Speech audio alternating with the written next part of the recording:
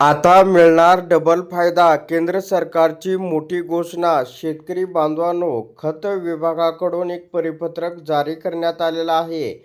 युरियाच्या किमतीत कोणतीही वाढ नाही.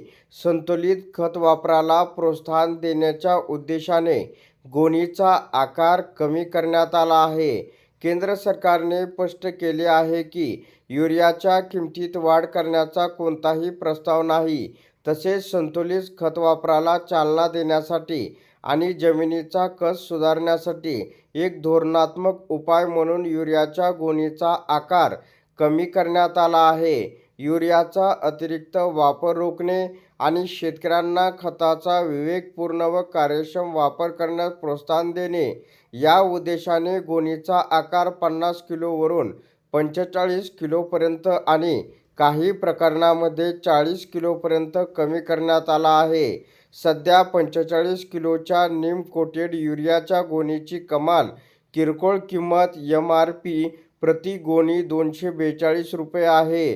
तर नीम कोटिंगचे शुल्क आणि लागू कर वगळता त्याचप्रमाणे सल्फर कोटेड युरियाची MRP 40 किलोच्या गोणीसाठी ₹254 आहे. केंद्र आणि राज्याचे उपकर GST वगळता सरकारने यावर भर दिला आहे की शेतकऱ्यांवर कोणताही अतिरिक्त आर्थिक भार न टाकता शाश्वत कृषी पद्धती सुनिश्चित करणे हा या उपाययोजनेचा उद्देश असल्याचं म्हटलं आहे.